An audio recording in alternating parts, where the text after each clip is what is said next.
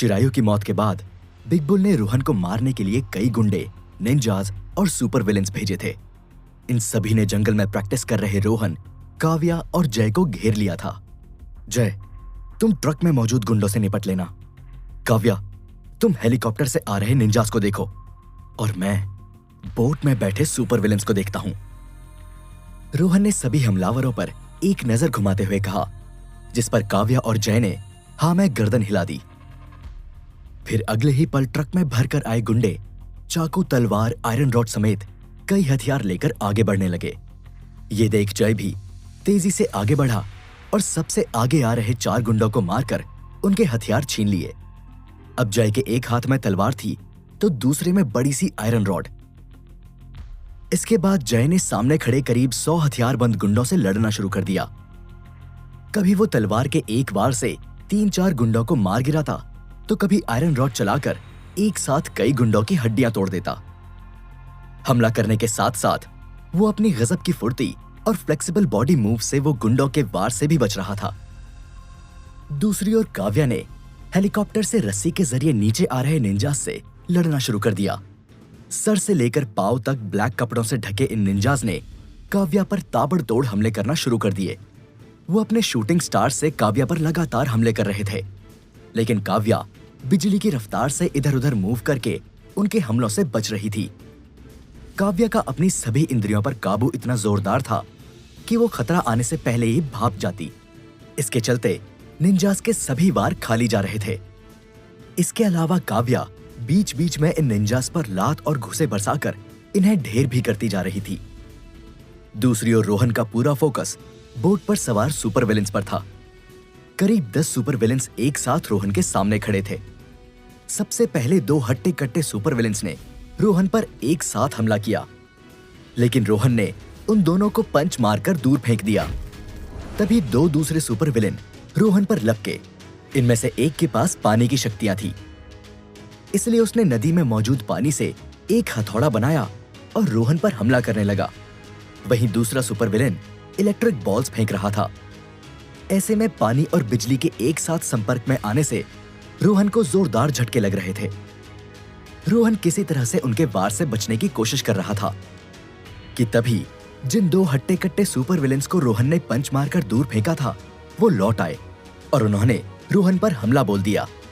अब एक साथ 4 सुपर विलेन रोहन पर टूट पड़े थे, जबकि 6 अभी भी दूर खड़े नजारा देख रहे थे। उधर हथियारबंद गुंडों से लड़ रहा जय अब थकने लगा था। उसने अभी तक करीब 50 गुंडों को मार गिराया था। जय, तुम ठीक तो हो?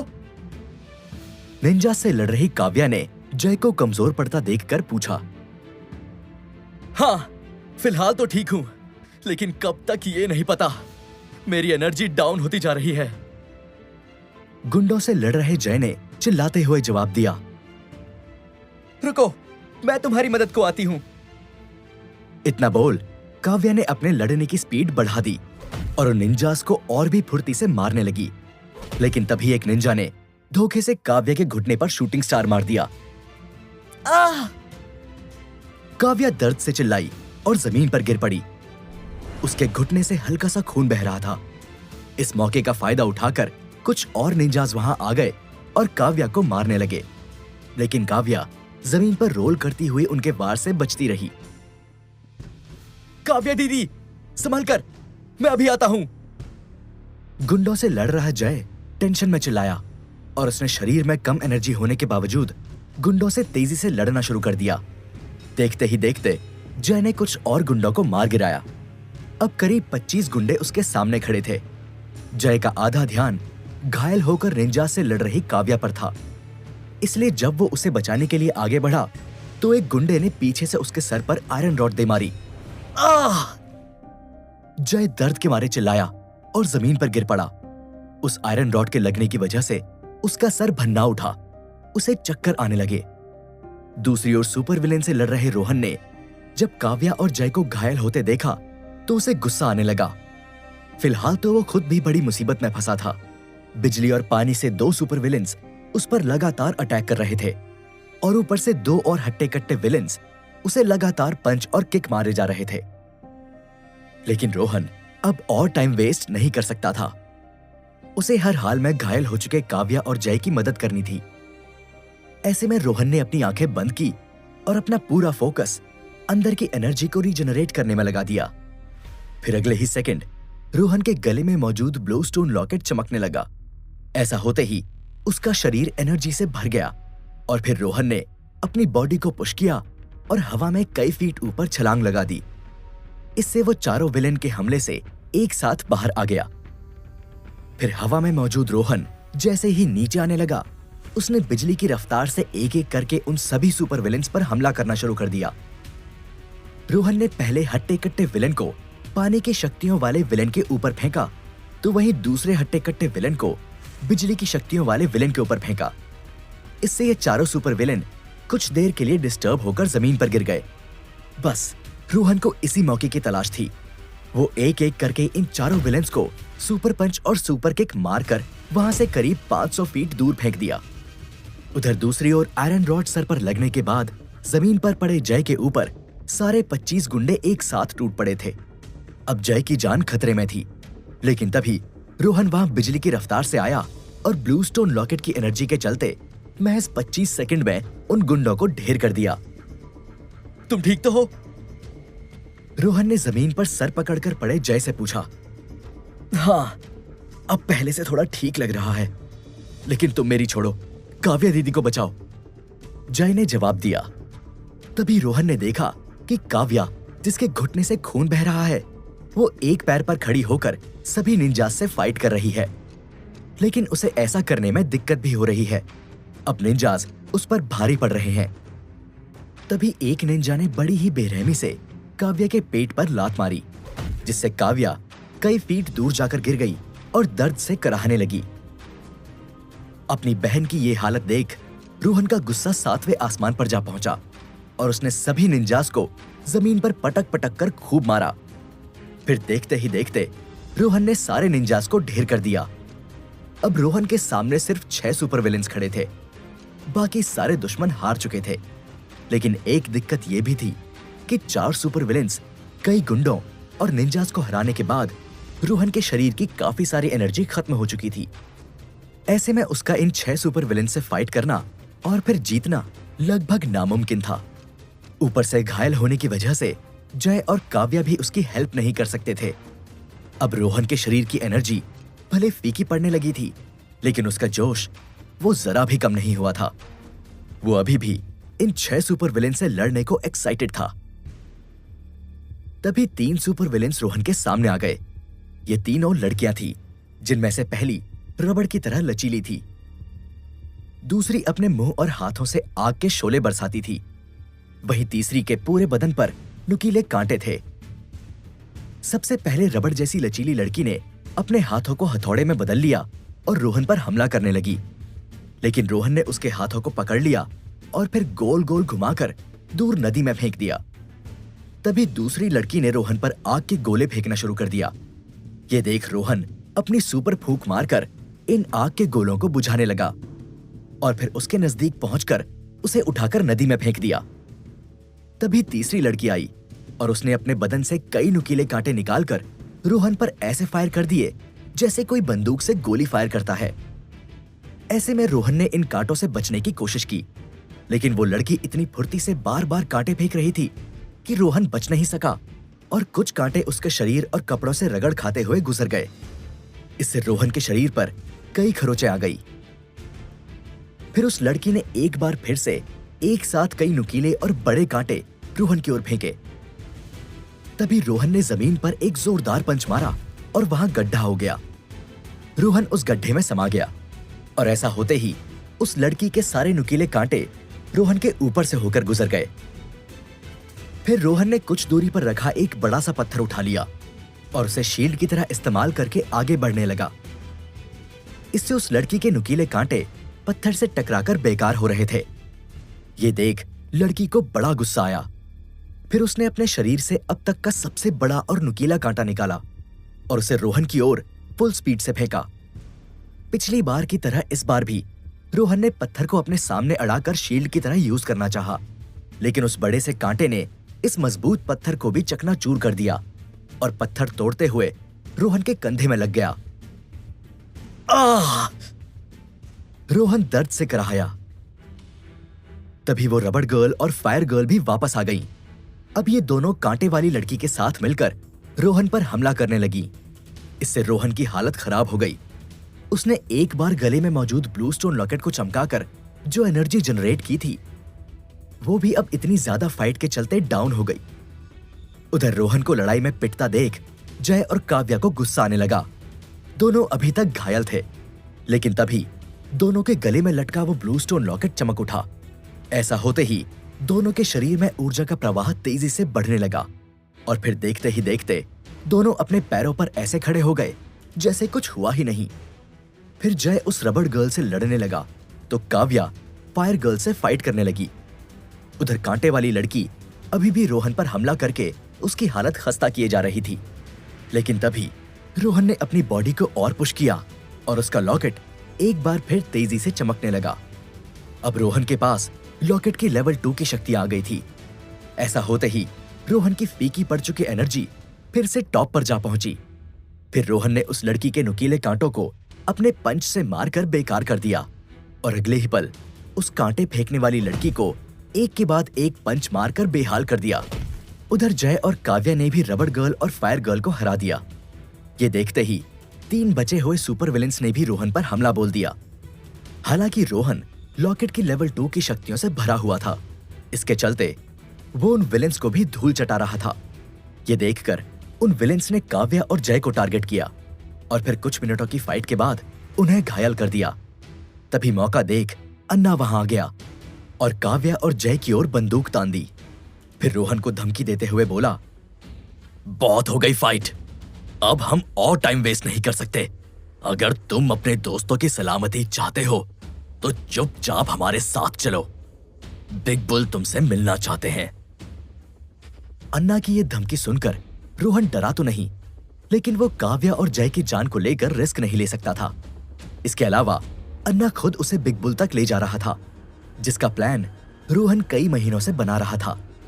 तो रोहन ने फाइट रोक दी और कहा, ठीक है, मैं तुम्हारे साथ चलने को रेडी हूं, बस मेरे दोस्तों को छोड़ दो और ले चलो मुझे बिग बुल तक। यह सुनते ही अन्ना खुश हो गया। तभी वहां 2 बौने आदमी टिंग और टैंग आ गए। ये दोनों वही थे जिन्होंने पहले रोहन को अपने हाईटेक ट्रक में कैद करके रखा था। इस बार फिर उन्होंने अपने रेड मेटल से बनी स्पेशल हथकड़ी रोहन के हाथों में डाल दी और उसे अपने ट्रक में डाल दिया। फिर अन्ना को फॉलो करते हुए रोहन को बिग बुल तक ले जाने लगे। तो अब क्या होगा आगे? बिग बुल रोहन के साथ क्या करेगा? जब दोनों का आमना सामना होगा तो कौन सा नया भूचाल आएगा? जानने के लिए घायल काव्या और जय के ऊपर गन पॉइंट रखकर बिग बुल के आदमियों ने रोहन को कैद कर लिया था। टिंग और टैंग नाम के बौने आदमियों ने रोहन के हाथों में स्पेशल रेड मेटल की हथकड़ियां बांध रखी थी, जिसे तोड़ना लगभग नामुमकिन था। वो रोहन को अपने हाईटेक ट्रक में कैद करके बिग बुल के पास ले जा रहे थे। हालांकि रोहन का भी भागने का कोई इरादा नहीं था, क्योंकि वो भी एक बार बिग बुल से आमना सामना करना चाहता था। कुछ देर बाद रोहन जिस ट्रक में कैद था, वो बिग बुल के एक बड़े से गोदाम के बाहर आकर रुका। इस गोदाम में बिग बुल के इंटरनेशनल इंपोर्ट एक्सपोर्ट बिजनेस से रिलेटेड कई सामान रखे हुए थे। हालांकि बिग बुल ने यह सारा तामझाम दुनिया को दिखाने के लिए कर रखा था। असल में बिजनेस के अलावा बिग बुल इस गोदाम का इस्तेमाल अपने काले धंधों को अंजाम देने के लिए भी करता था। इसी गोदाम के बेसमेंट में एक अलग ही दुनिया बसी थी, जहां इलीगल वेपन प्रोडक्शन करने और काला धन रखने से लेकर बिग बुल के दुश्मनों को कैद करके टॉर्चर करने तक कई तरह के काम होते थे। रोहन को भी इसी बेसमेंट में लाया गया था और एक स्पेशल मेटल से बने रूम में कैद कर दिया गया था। उसके हाथों और पैरों में स्पेशल रेड मेटल की जंजीरें बंधी थी, जिसे तोड़ना आसान नहीं था। इन्हीं जंजीरों की सहायता से रोहन को कमरे की छत से उल्टा लटका दिया गया था। तभी अन्ना वहां आया और छत से उल्टा लटके रोहन के चेहरे पर एक पंच मारते हुए बोला, मास्टर चिरायु को मारकर तुमने अच्छा नहीं किया। अब तुम देखोगे बिग बुल के परिवार से उलझने का अंजाम क्या होता है। चिरायु को मैंने नहीं, उसकी गलत हरकतों ने मारा है। अगर वो रिया से दूर रहता तो आज जिंदा होता।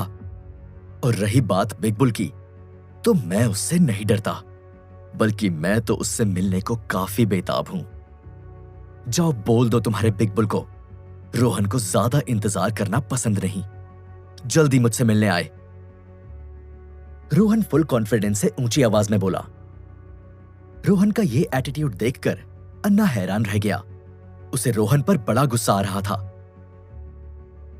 जब तक बिग बुल आ नहीं जाते, इसे इतना टॉर्चर करो कि इसका सारा कॉन्फिडेंस चकनाचूर हो जाए। अन्ना वहां मौजूद बौने भाइयों टिंग और टैंग से बोला। जो हुक्म मेरे आका। वैसे भी लास्ट टाइम ये हमारे बीच लड़ाई करवाकर भाग गया था, लेकिन इस बार मैं इसकी बातों में नहीं आऊंगा, क्योंकि अब बातें कम और टॉर्चर ज्यादा होगा। इतना बोलकर टिंग ने अपने बैग से एक ब्लैक स्टिक बाहर निकाली और फिर उसमें मौजूद रेड बटन को प्रेस किया। ऐसा करते ही स्टिक के ऊपरी हिस्से पर नीले रंग का एक इलेक्ट्रिक गोला बन गया। फिर टिंग ने स्टिक पर बने इस इलेक्ट्रिक गोले को रोहन की गर्दन पर रखा। इससे रोहन की पूरी बॉडी में कई वोल्ट करंट एक साथ दौड़ा। ये नॉर्मल बिजली के करंट से कई गुना ज्यादा पावरफुल करंट था। रोहन दर्द से कराहया। उसके पूरे शरीर में असहनीय दर्द उठने लगा। ये देखकर वहां मौजूद अन्ना के चेहरे पर मुस्कान आ गई और फिर वो वहां से चला गया। उधर टिंग के बाद उसके बौने भाई टैंग ने भी एक ऐसी ही ब्लैक स्टिक निकाली और वो भी रोहन को टॉर्चर करने लगा। दूसरी ओर घायल काव्या और जय रोहन को लेकर काफी परेशान थे। अपना बेसिक इलाज करवाने के बाद उन्होंने हितेश और चेतन से संपर्क किया और उन्हें सारा मैटर बता दिया। फिर चारों एक जगह मिलकर आगे की प्लानिंग करने लगे। अब बिग बुल रोहन के साथ क्या करेगा काव्या दीदी? जय ने चिंता जताते हुए पूछा। कुछ कह नहीं सकते जय। रोहन ने उसके पोते चिरायु को मारा है, तो वो रोहन को आसानी से नहीं छोड़ने वाला है। काव्या ने नम आंखों से कहा। तो क्या इसका मतलब बिग बुल ने रोहन को अभी तक मार दिया होगा? हितेश टेंशन में आकर बोला। नहीं, मेरा दिल कहता है कि रोहन अभी जिंदा है। वो हार मानने वालों में से नहीं है। अगर वो बिग बुल का आदमी हमारे ऊपर गन पॉइंट नहीं रखता, तो रोहन कभी उनकी कैद में नहीं आता। काव्या की ये बात सुनकर जय और हितेश ने राहत की सांस ली। लेकिन हम भी यहां हाथ पर हाथ धरे बैठे नहीं रह सकते ना। हमें रोहन को ढूंढना चाहिए। इतना बोलकर चेतन अपनी चेयर से खड़ा हो गया। लेकिन उस बिग बुल ने रोहन को कहां छिपा कर रखा होगा, हमें कैसे पता चलेगा? जय ने पूछा। तभी हितेश के दिमाग की बत्ती जली। क्यों ना हम किंजल से इस बारे में बात करें। वो चिरायु की एक्स मंगेतर है और बिग बुल के परिवार को हम सभी से बेहतर जानती है। हाँ, ये सही रहेगा। शाबाश हितेश, मैं अभी किंजल को कॉल करता हूं, चेतन ने कहा। और फिर कुछ देर बाद किंजल को भी वहां बुलाकर सारा माजरा समझा दिया। रोहन बिग बुल की कैद में है। यह सुनकर किंजल भी हैरान रह गई। ये अच्छा नहीं हुआ। चिरायु से दुश्मनी तक तो सब ठीक था, लेकिन वो बिग बुल, उससे टकराना मतलब किसी तूफान से टकराना। उसके रास्ते में जो भी आता है वो तबाह हो जाता है। इतना बोलकर किंजल के चेहरे पर डर के भाव आ गए। क्या तुम बता सकती हो कि बिग बुल ने रोहन को कहां रखा होगा? काव्या ने किंजल से पूछा। ये कहना मुश्किल है। बिग बुल का साम्राज्य और उसकी प्रॉपर्टी बहुत बड़ी है। रोहन कहीं भी हो सकता है। इतना बोलकर किंजल गहरी सोच में डूब गई। तभी उसे कुछ क्लिक हुआ।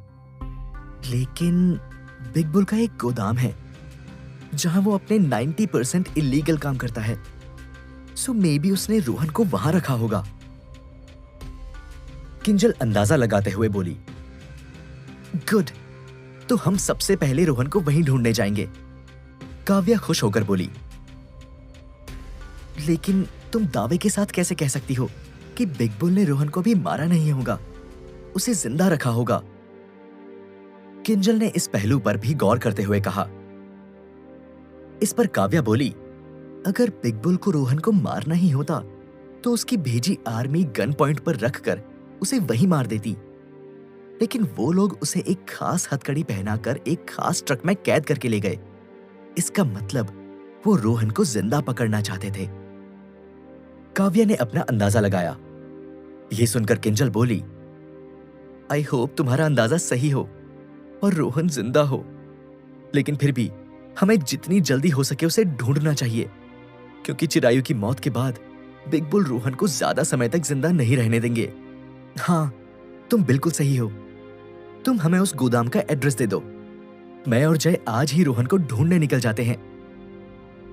काव्या की यह बात सुनकर हितेश बोला, मैं और चेतन भी तुम्हारे साथ चलेंगे।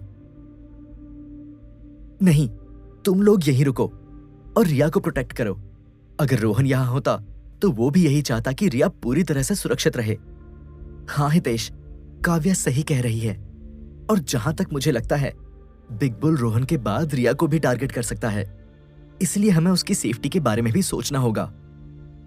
किंजल ने सलाह दी, जिस पर हितेश और चेतन ने सहमति जताई।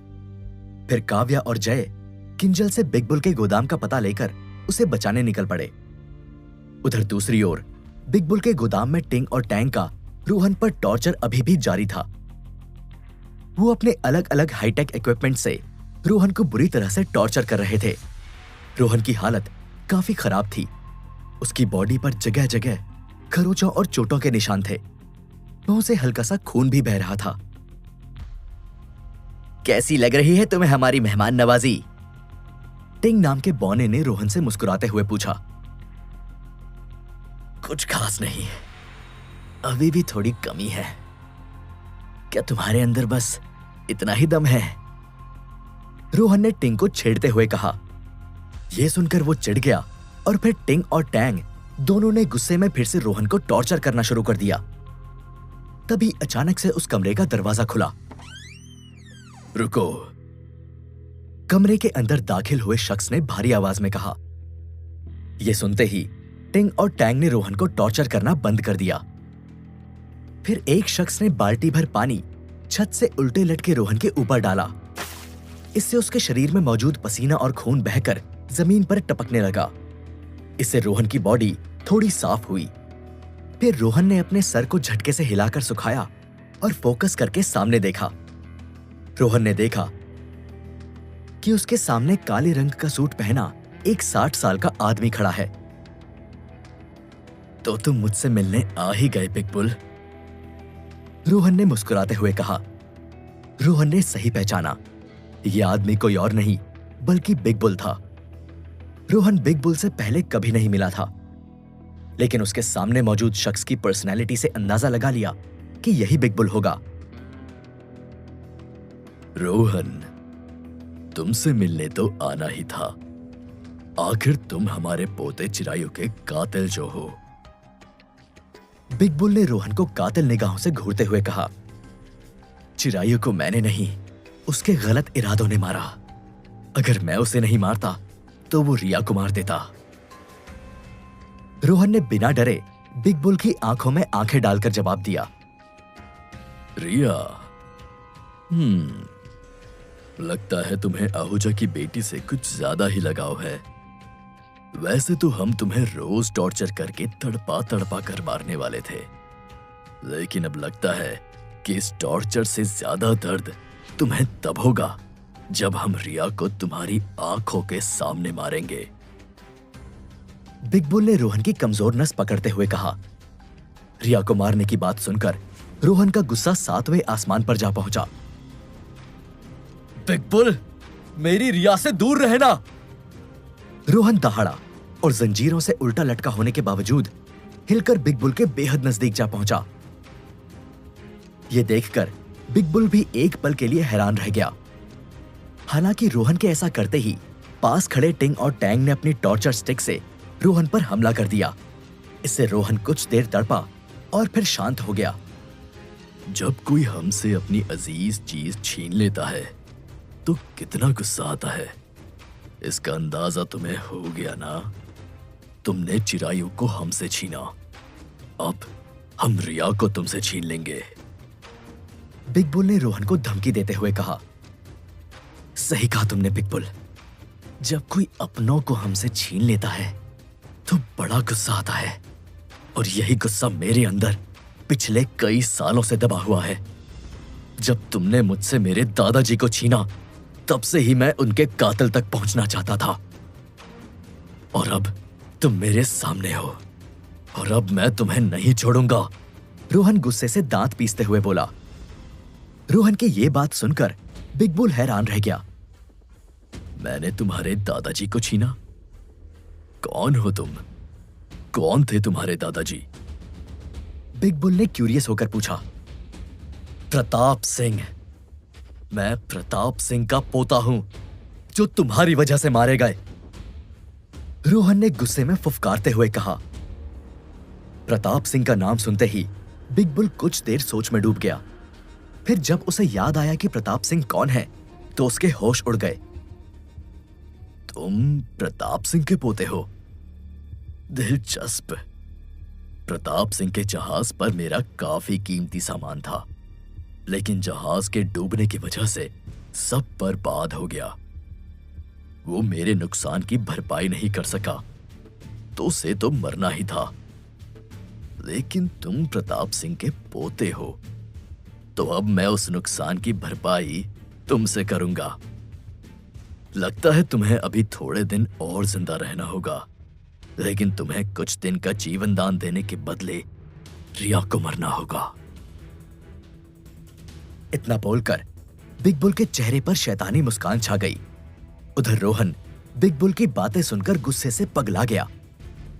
मेरे रहते रिया को कुछ नहीं होगा, और अगर तुमने रिया को जरा सा भी नुकसान पहुंचाया तो मैं तुम्हारा वो हाल करूंगा जो तुम सपने में भी नहीं सोच सकते। रोहन ने बिगबुल को खुली धमकी दी। यह सुनकर बिगबुल जोर जोर से हंसने लगा।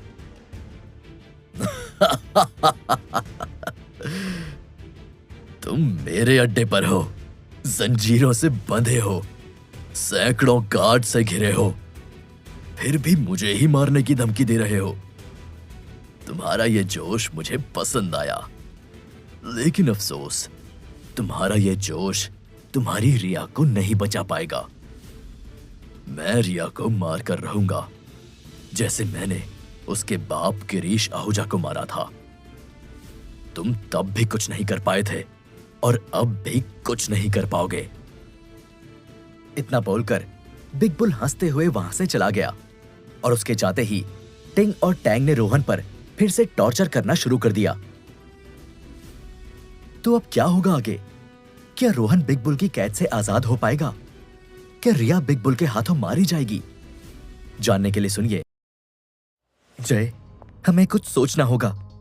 कहीं बिगबुल रोहन को इतना टॉर्चर ना कर दे कि रोहन की जान ही निकल जाए। काव्या ने एक रूम में टहलते हुए कहा। यह कमरा भी किसी रिसर्च लैब से कम नहीं लग रहा था। यहां तमाम तरह के अखबारों की कटिंग लगी हुई थी। एक बड़े से बोर्ड पर गेम प्लान और कनेक्टिंग डॉट्स थे। चारों तरफ बिगबुल की तस्वीरें और उससे जुड़ी खबरें ही दिखाई दे रही थी। ये काव्या का सीक्रेट बेस था, जहां रहकर वो जय के साथ अपना प्लान बनाती थी। इसी के जरिए वो रोहन से मिल पाए थे, और इसी की बदौलत अब बिगबुल और फिर अपने पिता से मिलने की प्लानिंग की जा सकती थी। वो तो ठीक है काव्या दीदी, लेकिन हमें जिस जगह का पता चला है, हमें वहां जल्द से जल्द पहुंचना होगा। मुझे लगता है कि इस बार हमें थोड़ी तैयारी से भी चलना चाहिए। जय ने कहा। तुम्हारी बात ठीक है, लेकिन कहीं कुछ गड़बड़ हो गई तो? काव्या ने पूछा। हमें बस उस जगह का पता है, उसके अंदर क्या है और बाकी चीजों की जानकारी किसी के पास नहीं है। और कहीं यह इंफॉर्मेशन गलत निकली तो हम रोहन को हमेशा के लिए खो देंगे। यही हमारी आखिरी उम्मीद है, इसलिए बेहतर यही होगा कि हम अपनी तैयारी से चलें। जय ने कहा, और काव्या ने उसकी बात पर हामी भर दी। कुछ सामान समेटने के बाद जय और काव्या मिली जानकारी के मुताबिक उस जगह पर पहुंच गए। रात लगभग होने ही वाली थी, इसलिए उन दोनों ने झाड़ियों में छुपे रहना बेहतर समझा, ताकि कम रोशनी का फायदा उठाकर वो अंदर घुस सके। काव्या दीदी, ये जगह तो किसी किले से कम नहीं लग रही। चारों तरफ कड़ा पहरा है, हथियारबंद आदमी चारों तरफ घूम रहे हैं, और इनमें से कितने सुपर ह्यूमंस हैं हमें पता भी नहीं है। जय ने चारों तरफ नजर दौड़ाते हुए कहा। हाँ, हमें फूक फूक कर कदम रखना होगा। हमारी एक गलती से रोहन की जान मुश्किल में पड़ सकती है। काव्या ने कहा। उस इलाके पर चारों तरफ बिग बुल के आदमी पहरा दे रहे थे। चारों ओर ऊंची ऊंची दीवारें थी, बीच में खाली इलाका और आगे जाकर एक बड़ी सी बिल्डिंग बनी हुई थी। सभी लोगों के हाथों में एक से बढ़कर एक बंदूकें थी। इतने कड़े पहरे से जिंदा निकलना नामुमकिन था। इस वक्त जय और काव्या की सुपर स्ट्रेंथ का नहीं, बल्कि दिमाग की सुपर स्पेशलिटी का कमाल दिखाने का समय था। इस किले को बस चालाकी से ही भेदा जा सकता था। काव्या और जय ने अंधेरा होने का इंतजार किया। जय, मैंने तुम्हें जो थर्मल दूरबीन लाने को कहा था, तुम लाए हो? काव्या ने पूछा। हाँ, ये रही, जय ने दूरबीन देते हुए कहा। काव्या ने उस इंफ्रारेड दूरबीन को लिया और इलाके में मौजूद लोगों के थर्मल एक्सप्रेशन से उनकी लोकेशन और उनकी संख्या समझने लगी। दीवारों पर कुल 4 पोस्ट थे। एक पोस्ट मेन गेट पर था। मेन गेट के पास मशीन गन पर एक आदमी तैनात था। दीवार के चारों पोस्ट पर सायरन लगे हुए थे। अंदर भी छोटे छोटे बैरिकेड्स लगाकर कुछ आदमी बैठे थे। सभी के हाथों में हथियार थे। कुछ लोग बंदूक वाले लोगों से अलग या तो बैठे हुए थे या पहरा दे रहे थे। कुछ समझ आया? जय ने पूछा। हाँ, यहां अंदर घुसने और जिंदा बच पाने से आसान तैरकर समुद्र पार करना है। अंदर कुछ सुपर विलेन भी हैं और बिल्डिंग के अंदर थर्मल एक्सप्रेशन अभी कुछ खास समझ नहीं आ रहे। वो वहां जाकर ही पता चलेगा, काव्या ने कहा। फिर हम यहां से अंदर कैसे घुसेंगे? जय ने पूछा। बचपन में चोर पुलिस खेला है ना, बस तो फिर आज नाक के नीचे से चोरी करने का वक्त आ गया है। किनारे की दीवार के पास एक हल्का सा क्रैक है और वहां ना तो कोई गार्ड है और ना वहां किसी की नजर पड़ सकती है। हमें चोरी छुपे उसी क्रैक से अपना रास्ता बनाना होगा, काव्या ने कहा। वाह, मतलब आज मुझे अपना कॉन्सेंट्रेटेड पंच आजमाने का मौका मिल जाएगा। मुझे तो लग रहा था कि आज के मिशन में एक्शन रहेगा ही नहीं, लेकिन ये तो एक्शन के साथ थ्रिल भी है, जय ने खुश होकर कहा। जय, वाकई तुम्हें इस समय ये बातें सूझ रही हैं? तुम्हें नहीं लगता कि तुम्हारा ध्यान भटक रहा है? काव्या ने चिढ़कर कहा। अरे ऐसा कुछ भी नहीं है, मैं बस हीट ऑफ द मोमेंट में बह गया था। चलो उस क्रैक की तरफ बढ़ें, जय ने कहा और दोनों दबे पांव झाड़ियों के सहारे दीवार से सटकर उस क्रैक तक पहुंच गए। ये जगह दीवारों पर मौजूद पोस्ट से काफी दूरी पर थी, जिसका मतलब साफ था कि यदि उस क्रैक को शांति से तोड़ा जाए तो गार्ड को भनक नहीं लग सकती थी। दूसरी चीज ये भी अच्छी थी कि अंदर पहुंचते ही उनके स्वागत के लिए कोई तैयार नहीं खड़ा था। ये एक ऐसी जगह थी जहां पहरे का नामो निशान नहीं था, लेकिन अंदर पहुंचकर रास्ता कैसे बनाना है, इस बात का अभी काव्या और जय दोनों को ही कुछ नहीं पता था। अभी वो बस अपना लक आजमा सकते थे। इसके अलावा उनके पास दूसरा कोई चारा नहीं था। जय ने हाल में ही एक नई टेक्निक सीखी थी। रोहन ने लॉकेट स्टोन की शक्तियों पर जब से चर्चा की थी, तब से उन शक्तियों के इस्तेमाल को और बेहतर करने के लिए जय ने भी काफी ट्रेनिंग की थी, और उसी ट्रेनिंग का नतीजा था कॉन्सेंट्रेटेड पंच। ये एकदम 3-4 उंगली की दूरी से मारा गया पंच था, जिसमें करीब 10-20 मुक्कों की ताकत झोंक दी जाती थी। हालांकि जय ने अभी तक इसे दीवार पर आजमाकर नहीं देखा था, लेकिन ये चांस आज उसे लेना ही था। इस पंच की एक और खासियत थी, ये एकदम साइलेंसर लगी बंदूक से निकली गोली जैसा था।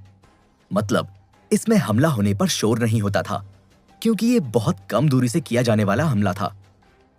तुम तैयार हो जाए, काव्या ने कहा।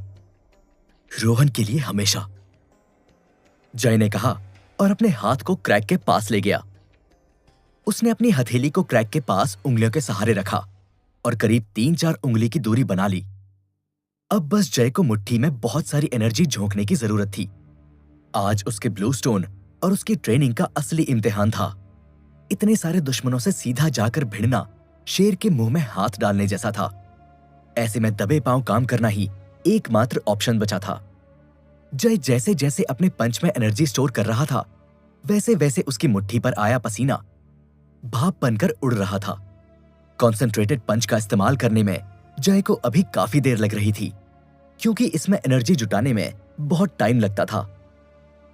करीब 10 मिनट बाद जय पूरा पसीने में भीग चुका था। उसकी मुट्ठी लोहे की तरह तप रही थी। जय की सांसें बहुत तेजी से चल रही थी। वो बुरी तरह से हांफने लगा था। जय, तुम ठीक तो हो ना? क्या तुम ये वाकई कर पाओगे? काव्या ने पूछा। जय ने कोई जवाब नहीं दिया।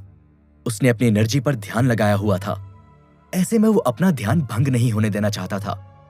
अगले ही पल जय ने दीवार के उस क्रैक में अपना पंच मार दिया। ये वाकई में साइलेंसर लगी बंदूक जैसा ही कुछ था, क्योंकि पंच के लगने से कोई भी आवाज नहीं आई। थोड़ी देर तक तो जय हाँफ ही रहा था और काव्या कभी जय को देखती और कभी दीवार के क्रैक की तरफ। दीवार का वो क्रैक एक खाली छेद में बदल गया था। उसके टुकड़ों का भी कोई नामो निशान नहीं बचा था।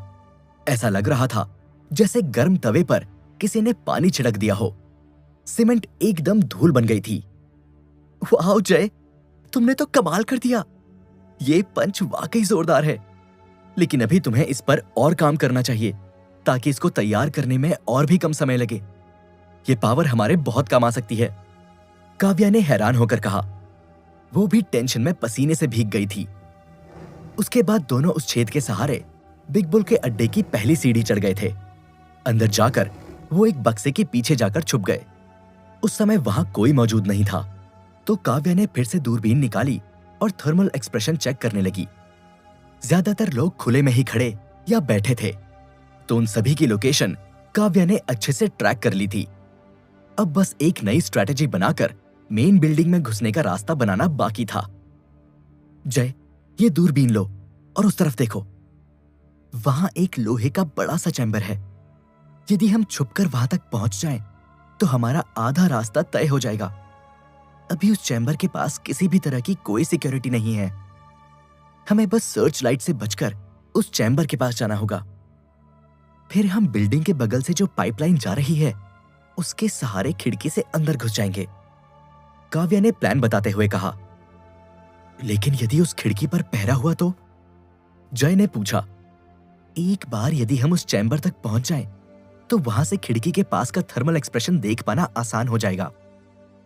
तब हम सही मौका देखकर खिड़की से दाखिल हो सकते हैं, काव्या ने कहा। लेकिन काव्या दीदी, एक दिक्कत और भी है। उस लोहे के चैम्बर के पास बहुत बड़ा थर्मल एक्सप्रेशन दिख रहा है। हालांकि वो कोई आदमी नहीं है, शायद ये किसी तरह का कोई जनरेटर है। उसकी आवाज में हमारे कदमों की आहट भी सुनाई नहीं देगी। लेकिन यदि वहां कोई मौजूद रहा, तो सारे किए किराए पर पानी फिर जाएगा, जय ने चिंता जताते हुए कहा। अभी हमारे पास कोशिश करने के अलावा दूसरा कोई चारा नहीं है। हमें अपने पैरों में अपनी स्ट्रेंथ को कंसंट्रेट करना होगा ताकि हम फेदर फुट होकर आगे बढ़ पाएं। हमें हमारी पावर चैनलिंग ट्रेनिंग का इस्तेमाल करके ही रास्ता मिल सकता है, काव्या ने कहा। इसके बाद दोनों पावर चैनलिंग के जरिए अपने कदमों को पंखों के जितना हल्का करने लगे। साथ ही साथ दोनों ने सर्च लाइट और गार्ड्स की टाइमिंग के लूप होल्स समझने की भी कोशिश की। उनके पास ये 200 मीटर की दूरी तय करने के लिए बस 15 सेकंड का समय था। जय तो अपनी रफ्तार बढ़ा सकता था, लेकिन काव्या यहां कमजोर कड़ी थी। उसकी रफ्तार बहुत ज्यादा नहीं थी। एक पर्टिकुलर टाइम पर सभी गार्ड्स और सर्च लाइट उनके रास्ते से हट रही थी, लेकिन सिर्फ 15 सेकंड के लिए। काव्या और जय दोनों का गला डर के मारे सूख रहा था, क्योंकि एक हल्की सी लाइट या नजर से उनका पूरा प्लान फेल हो सकता है। अभी वो दोनों सुपर स्ट्रेंथ होने के बावजूद भी अपने दुश्मनों को फिलहाल खुली चुनौती नहीं दे सकते थे, क्योंकि ये शेर के मुंह में सर डालने जैसा था। इतने ज्यादा दुश्मनों से बचकर निकलना और फिर रोहन को ढूंढना एक बड़ी चुनौती की तरह काव्या और जय के सामने था। अभी तक उन दोनों ने पहला पायदान हासिल कर लिया था और अब बारी थी दूसरी सीढ़ी पर चढ़ने की। फेदर फुट होने के साथ ही 15 सेकंड का काउंटडाउन शुरू हो गया। काव्या और जय पूरी ताकत से लोहे के चैम्बर की तरफ दौड़ पड़े। 5, 4, 3, 2, 1। काउंटडाउन खत्म होते ही काव्या पीछे रह गई थी, लेकिन जय ने उसे जोर से धक्का मारा, जिससे वो दोनों चैम्बर तक पहुंचने में कामयाब रहे। उनके शरीर में पहले से ही काफी पसीना था, जिसके ऊपर धूल लगने से वो ऊपर से नीचे तक मिट्टी में सन गए थे, और इस दौड़ के बाद वो मिट्टी फिर से गीली हो गई थी। अभी के लिए वो दोनों मिट्टी के पुतले से कम नहीं लग रहे थे, लोहे के चैम्बर के पास पहुंचते ही दोनों गहरी सांसें लेने लगे।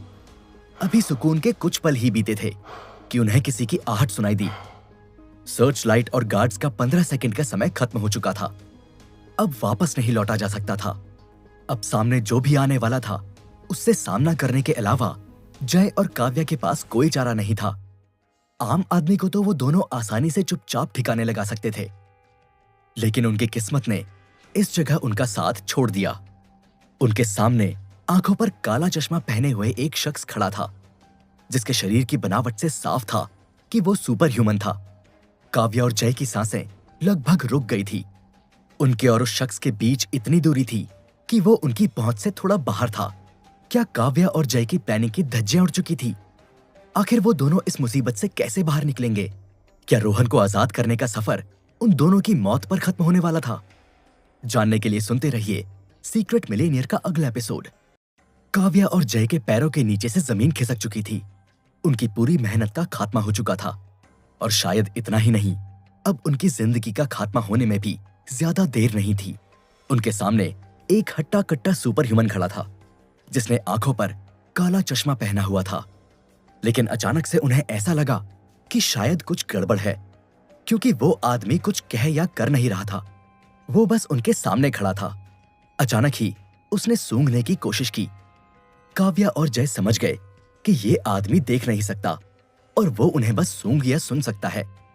फेदरफुट होने के कारण उनकी आहट आना नामुमकिन था, लेकिन उनकी गंध एक बड़ी समस्या थी।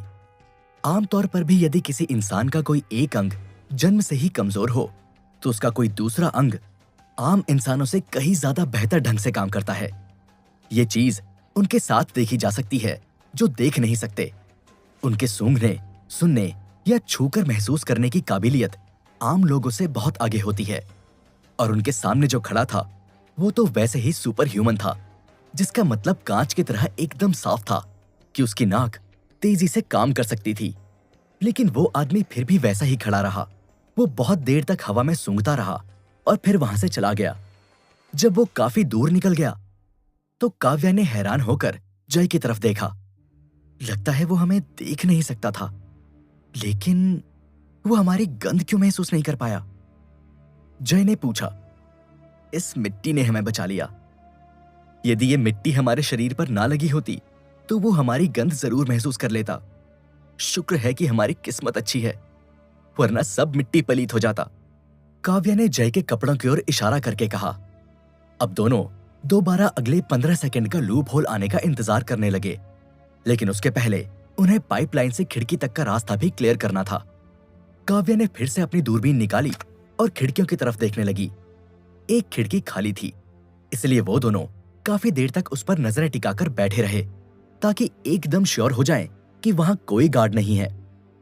काफी देर तक कंफर्म करने के बाद उन्हें यकीन हो गया कि वो खिड़की बिल्डिंग में जाने का उनका सबसे सुरक्षित रास्ता है।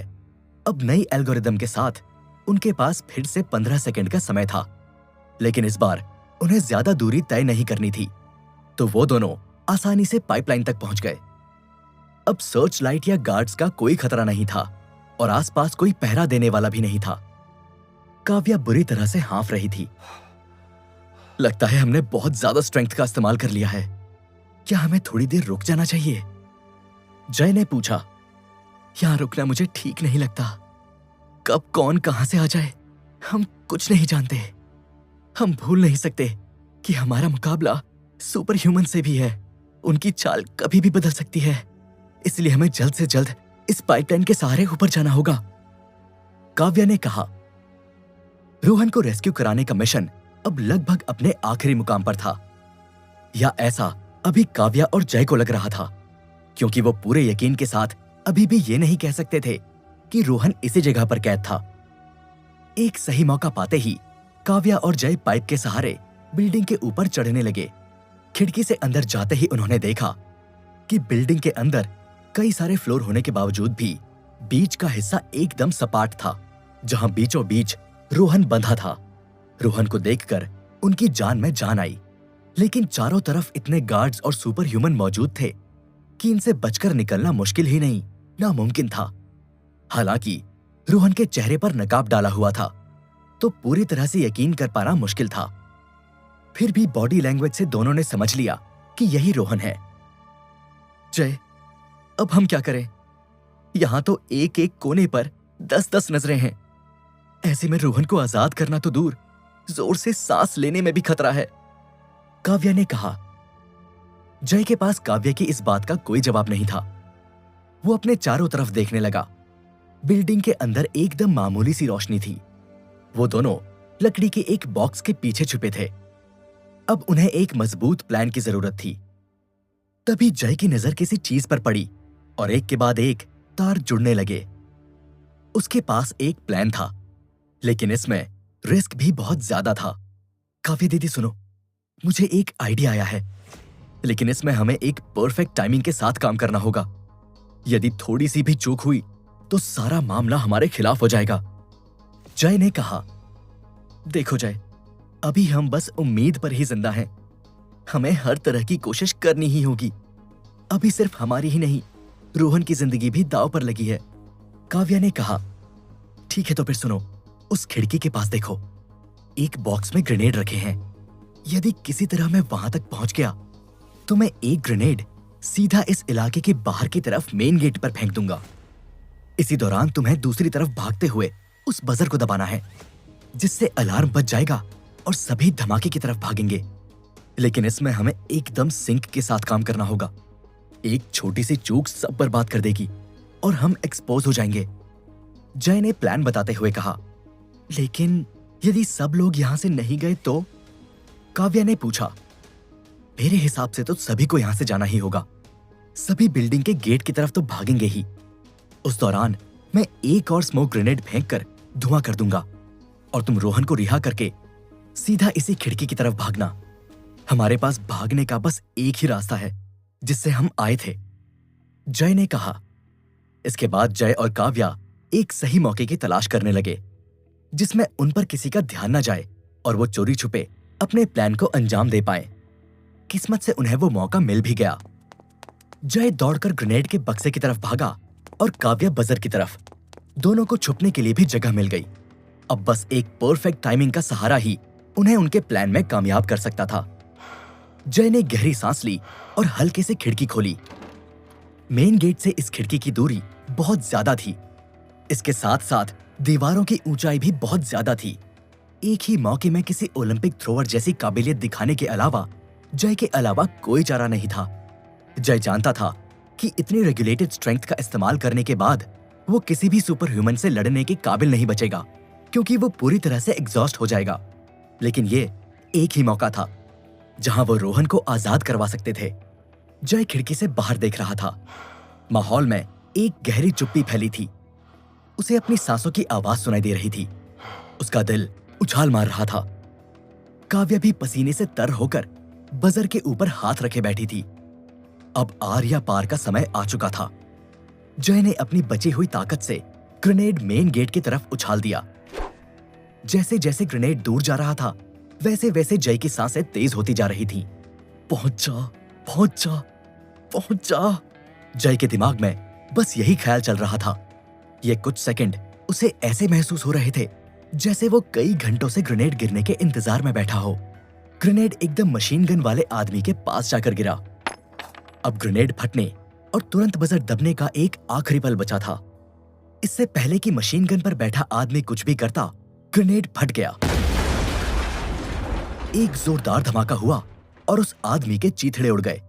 धमाके की आवाज से रात का सन्नाटा शोर में बदल गया।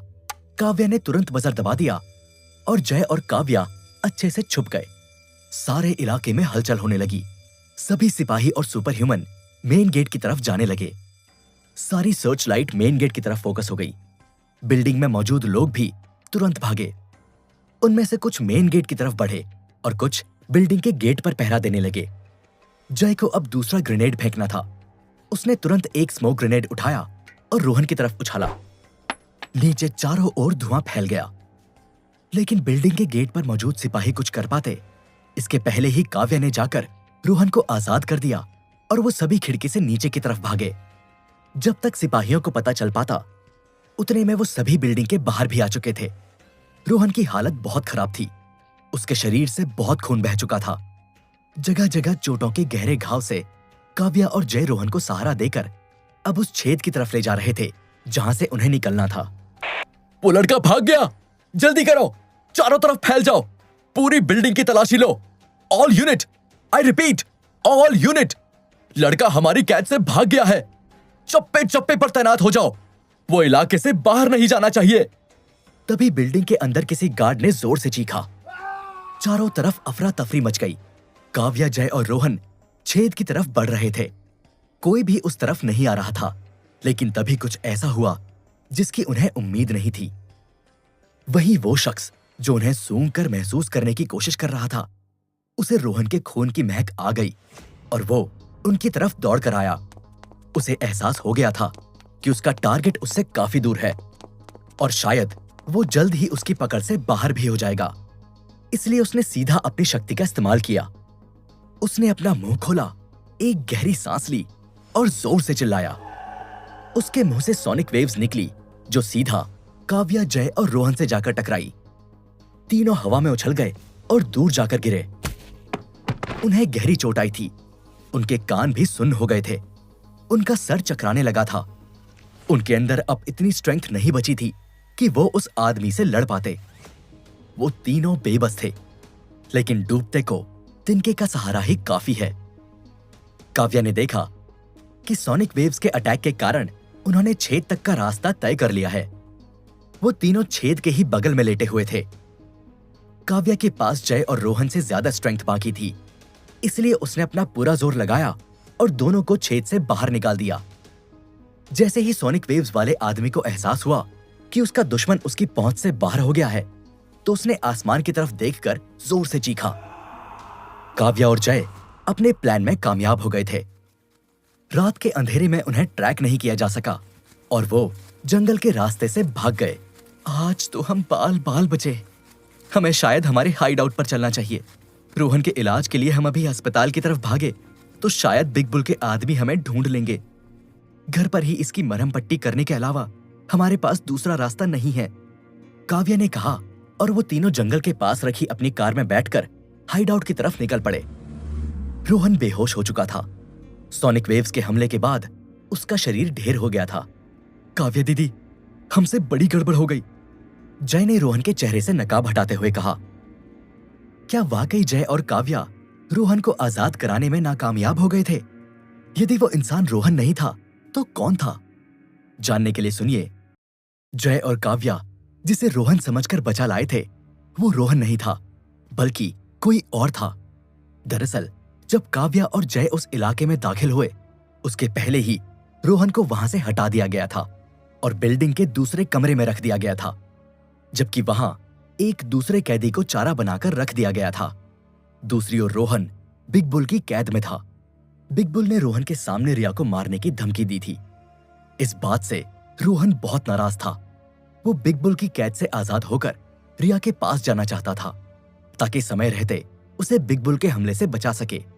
लेकिन टिंग और टैंग नाम के बौने भाइयों ने रोहन को खास मेटल से बनी जंजीरों में कैद कर रखा था। ऊपर से वो उसे लगातार टॉर्चर कर रहे थे। ऐसे में रोहन के लिए बिग बुल की कैद से आजाद होना आसान नहीं था। करीब दिन भर चले टॉर्चर के बाद टिंग और टैंग थक कर रात को अपने घर चले गए।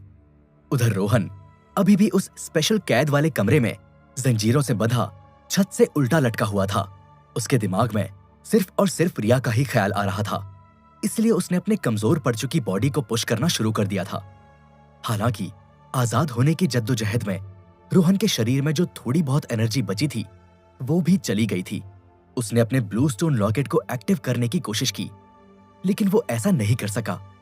अब रोहन को रिया को बचाने का कोई और रास्ता नजर नहीं आ रहा था। वो कमरे में निराश छत से उल्टा लटका हुआ था। रिया को प्रोटेक्ट करना मेरी जॉब है, वो मेरी जिम्मेदारी है और मैं अपनी जिम्मेदारी से पीछे नहीं हट सकता। भले ही मेरे शरीर में एनर्जी की एक बूंद ना हो, लेकिन मुझे किसी तरह से यहां से आजाद होने का रास्ता खोजना ही होगा। रोहन ने मन ही मन सोचा। फिर उसने अपनी आंखें बंद की। उसकी आंखों में रिया का चेहरा सामने आने लगा। उसके बाद उसने अपनी सभी इंद्रियों पर फोकस किया और फिर शांत दिमाग से यहां से आजाद होने का रास्ता खोजने लगा। अब रोहन की एनर्जी भले ही लो थी, लेकिन उसका दिमाग वो अभी भी अपने फुल फॉर्म में एक्टिव था। ऐसे में रोहन ने अपने आसपास नजरें दौड़ाते हुए ध्यान से चीजों का आकलन किया। तभी छत पर नजर दौड़ाते हुए रोहन के दिमाग में कुछ क्लिक हुआ। उसने देखा कि उसे छत पर जिस जंजीर से लटकाया गया है वो जरूर रेड मेटल से बनी हुई है, लेकिन उस जंजीर को छत पर जिस स्क्रू से कसा गया है वो नॉर्मल मेटल का था। बस रोहन को इसी लूप होल की तलाश थी। उसने फौरन अपनी बॉडी को हिलाना शुरू कर दिया और छत पर मौजूद उस स्क्रू की ओर जाने की कोशिश करने लगा। कुछ कोशिशों के बाद रोहन वहां किसी तरह से पहुंच गया और अपने दांतों से उस स्क्रू को पकड़कर उखाड़ दिया। ऐसा होते ही छत से अटैच्ड वो लाल मेटल वाली जंजीर ढीली पड़ गई और रोहन उन जंजीरों समेत जमीन पर जा गिरा। हालांकि उसके हाथ और पैर अभी भी उस रेड मेटल की जंजीरों से बंधे थे जिसे वो तोड़ नहीं पा रहा था। अब जंजीर पर पड़े रोहन की नजर उस रूम के दरवाजे पर पड़ी जहां उसे एक की होल दिखा। ऐसे में रोहन ने फिर से दिमाग के घोड़े दौड़ाना शुरू किए। फिर उसकी नजर जमीन पर गिरे उस स्क्रू पर पड़ी जो उसने छत से खोला था। उसने वो स्क्रू अपने मुंह से उठाया और दरवाजे के की होल में डालकर उसे खोलने की कोशिश करने लगा। कुछ मिनटों की कोशिश के बाद रोहन को सफलता मिल गई। उस दरवाजे का लॉक ओपन हो गया। ये देखकर रोहन के चेहरे पर चमक आ गई। उसने दरवाजा खोला और वो बाहर निकला। उसे उम्मीद थी कि दरवाजे के बाहर भी कुछ सिक्योरिटी गार्ड्स तैनात होंगे, लेकिन वो जैसे ही बाहर निकला आसपास का नजारा देखकर उसके होश उड़ गए। दरवाजे के बाहर मौजूद 4 सिक्योरिटी गार्ड्स पहले से जमीन पर बेहोश होकर पड़े थे। किसी ने उन्हें मार गिराया था। ये देखकर रोहन हैरान था और अब वो और कुछ समझ पाता तभी अचानक से 2 हाथ आए और उसका चेहरा काले कपड़े से ढक दिया। रोहन झटपटाया। उसने खुद को छुड़ाने की कोशिश की, लेकिन हाथ पैर में रेड मेटल की जंजीर बंधी होने और शरीर में एनर्जी का एक भी कतरा मौजूद ना होने के चलते रोहन फाइट बैक नहीं कर सकता था। उधर जिस शख्स ने रोहन के चेहरे पर काला कपड़ा डाला था उसने रोहन को अपने कंधे पर डाला और वहां से भागने लगा। उस शख्स के साथ एक दूसरा शख्स भी था। अब ये दोनों अज्ञात शख्स रोहन को बिग बुल की कैद से छुड़ाकर अपने साथ कहीं ले जा रहे थे। इस बीच कुछ सिक्योरिटी गार्ड्स ने उनका रास्ता भी रोकना चाहा, लेकिन उन दोनों शख्स ने उन्हें धूल चटा दी और रास्ते से हटा दिया। रोहन को एक पल के लिए लगा कि शायद काव्या और जय उसे बचाने आए होंगे। काव्या, जय, क्या ये तुम दोनों हो? रोहन ने क्यूरियस होकर पूछा, क्योंकि उसका मुंह काले कपड़े से ढका था और वो उन दोनों शख्स को देख नहीं पा रहा था। हालांकि उन दोनों शख्स ने रोहन की बात का कोई जवाब नहीं दिया, क्योंकि वो असल में काव्या और जय नहीं बल्कि कोई और ही थे। हालांकि वो दोनों भी इसी गोदाम में रोहन को छुड़ाने के लिए आए थे। उधर दूसरी तरफ जय और काव्या रोहन को ढूंढते हुए वापस वहीं आ गए थे जब उन्हें आवाजें सुनाई देने लगी। ये शोर शराबा कैसा? जय ने नर्वस होकर पूछा। कहीं उन्हें हमारे यहां होने की भनक तो नहीं लग गई? काव्या ने अंदाजा लगाते हुए कहा। तभी दोनों ने देखा कि 2 शख्स तेजी से सामने से आ रहे हैं। उनमें से एक शख्स के ऊपर जंजीरों से बंधा एक आदमी भी है जिसका मुंह काले कपड़े से ढका है। उन्हें देखकर काव्या और जय कंफ्यूज हो गए। रोहन का चेहरा ढके होने की वजह से वो उसे पहचान नहीं सके, लेकिन जब दोनों उनके बेहद नजदीक से भागते हुए गुजरे तो काव्या को जंजीर से बंधे शख्स के गले में लटकता हुआ ब्लू स्टोन लॉकेट दिख गया। ये देखकर काव्या के दिमाग की बत्ती जली। क्या ये रोहन है? काव्या हैरान होकर बोली। इस पर जय ने भी उस शख्स को ध्यान से देखा और उसके गले का ब्लू स्टोन लॉकेट देखकर कंफर्म करते हुए बोला, हाँ, ये तो रोहन ही है। लेकिन उसके साथ वो 2 लोग कौन हैं? और वो रोहन को यहां से आजाद करके कहां ले जा रहे हैं? जय ने हैरान और कंफ्यूज होकर पूछा। ये जानने का बस एक ही रास्ता है, उन्हें पकड़कर उन्हीं से पूछ लेते हैं, काव्या ने कहा और फिर रोहन को लेकर भाग रहे उन 2 आदमियों का पीछा करने दौड़ पड़ी। ये देखकर जय भी उसके पीछे दौड़ पड़ा। कुछ समय बाद वो दोनों शख्स बिग बुल की सिक्योरिटी को भेदते हुए गोदाम से बाहर आ गए। फिर दोनों ने रोहन को एक रेड कलर की कार के अंदर डाला और उसे लेकर वहां से 9-2-11 हो गए। ये देखकर काव्या और जय ने गोदाम के बाहर पड़ी एक बाइक उठाई और उस पर सवार होकर उस कार का पीछा करने लगे। उधर बिग बुल अपने बंगले में सोया हुआ था। तभी एक के बाद एक उसके घर के सभी फोन बजने लगे। इससे बिग बुल की नींद खुल गई। उसने जैसे ही फोन उठाया, सामने से आवाज आई, सर सर रोहन, वो भाग गया। ये सुनते ही बिग बुल की नींद एक झटके में उड़ गई। उसकी आंखें गुस्से से लाल हो गई। फिर उसने अपने मोबाइल से एक नंबर मिलाया। तुम्हें जो चाहिए था वो मैं तुम्हें दे सकता हूं। अब तुम्हारी बारी है रोहन को मेरे पास लाने की, उससे बदला लेने की। मैं आपको निराश नहीं करूंगी। आपका, चिरायु का, मेरा, सबका बदला लूंगी। कॉल पर मौजूद महिला बोली। उधर लाल रंग की कार में दो अज्ञात लोग रोहन को तेजी से कहीं ले जा रहे थे। तभी रोहन ने अपने सिक्स्थ सेंस से नोटिस किया कि कार में उन दो लोगों के अलावा एक तीसरा शख्स भी है। रोहन को यह अंदाजा लगाते देर नहीं लगी कि यह शख्स असली बॉस है। कौन हो तुम? कहां ले जा रहे हो मुझे? क्या चाहते हो मुझसे? रोहन ने झटपटाते हुए ऊंची आवाज में पूछा, लेकिन किसी ने उसकी बात का कोई जवाब नहीं दिया। इस पर रोहन को गुस्सा आया। बोलो, मेरी बात का जवाब दो। अगर तुम दोनों चमचे कुछ नहीं बोल सकते तो आगे सीट पर बैठे अपने बॉस से कहो वो मुझसे बात करे। रोहन की यह बात सुनकर आगे सीट पर लाल सूट पहनकर बैठा शख्स हैरान रह गया। मानना पड़ेगा रोहन, तुम ताकतवर होने के साथ साथ काफी स्मार्ट भी हो। लाल सूट पहने शख्स ने कहा। तुमने मुझे किडनैप क्यों किया? रोहन सीधा मुद्दे की बात पर आया। किडनैप? रोहन, हमने तुम्हें बिग बुल की कैद से आजाद किया है। हम तुम्हारे दुश्मन नहीं, दोस्त हैं। लाल सूट पहने शख्स ने जवाब दिया। पहली बात, अगर तुम नहीं आते तो भी मैं बिग बुल की कैद से आजाद हो जाता। दूसरी बात, मुंह पर काला कपड़ा बांधकर उठाकर ले जाने को बचाना नहीं, किडनैप करना कहते हैं। और तीसरी बात, अगर तुम खुद को मेरा दोस्त कहते हो तो अभी तक मेरा मुंह क्यों ढका है? मुझे अपना चेहरा दिखाओ। रोहन की बातें सुनकर लाल सूट पहना शख्स इंप्रेस हो गया। मुझे तुम्हारा यही अंदाज पसंद है रोहन, और इसीलिए मैं तुमसे हाथ मिलाना चाहता हूं। तुम मेरा चेहरा देखना चाहते हो ना? तो ठीक है, देख लो अपने दोस्त को ध्यान से। इतना बोलकर उस लाल सूट वाले शख्स ने अपने आदमियों को रोहन के चेहरे पर ढका काला कपड़ा हटाने को कहा। फिर उन आदमियों ने जैसे ही उस कपड़े को हटाया, रोहन की नजरें सबसे पहले कार की अगली सीट पर बैठे उस लाल सूट वाले शख्स पर गई, जिसका चेहरा देखकर रोहन हैरान रह गया। लंकेश, तुम? रोहन हैरान होकर बोला। यह शख्स और कोई नहीं बल्कि सिंगापुर का राइजिंग डॉन लंकेश था, जो पहले भी कई मौकों पर रोहन को दोस्ती का ऑफर दे चुका था। लंकेश, तुम यहां क्या कर रहे हो? रोहन ने क्यूरियस होकर पूछा। तुम्हारी मदद, और क्या? आखिर हम दोनों का दुश्मन एक ही तो है, बिग बुल। लंकेश ने जवाब दिया। मैं पहले भी कह चुका हूं लंकेश, मुझे तुम्हारी मदद नहीं चाहिए। मैं अकेले काम करना पसंद करता हूं। रोहन ने सख्त लहजे में कहा। तुम्हारे कॉन्फिडेंस की मैं दाद देता हूं रोहन, पर जरा सोचो, तुम अभी एक खास तरह के मेटल की जंजीरों में बंधे हो, जिसे तोड़ना लगभग नामुमकिन है। तुम्हारे पीछे अभी भी बिग बुल के आदमी लगे होंगे, और जहां तक मैं देख सकता हूं, तुम्हारे शरीर में अब कोई एनर्जी भी नहीं बची है।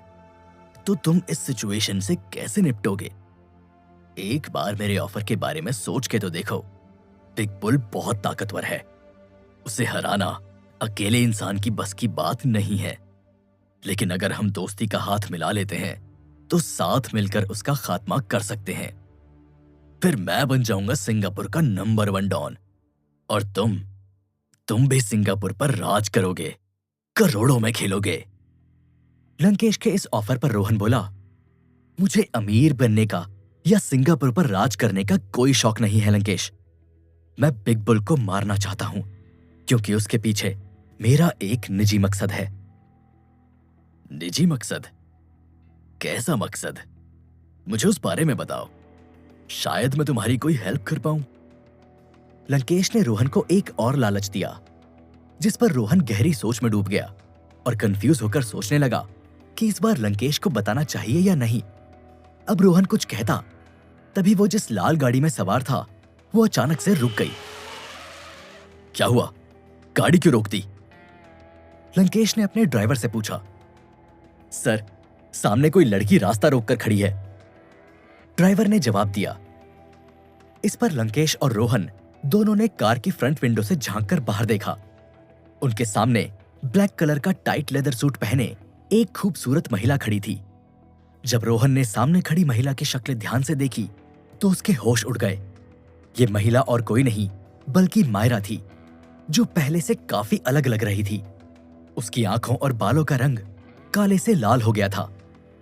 अब रोहन कुछ समझ पाता तभी सामने खड़ी मायरा ने गुस्से में जमीन पर एक जोरदार पंच मारा, जिससे वहां पर एक बड़ा सा गड्ढा हो गया। फिर उसने कार में बैठे रोहन की ओर गुस्से से देखा और दहाड़ते हुए बोली, बाहर निकलो रोहन, मुझे अपना बदला पूरा करना है। तो अब क्या होगा आगे? आखिर मायरा में अचानक से इतनी शक्तियां कहां से आ गई? और अब रोहन क्या करेगा? क्या बिना एनर्जी के वो मायरा को हरा पाएगा या उसके हाथों मारा जाएगा? जानने के लिए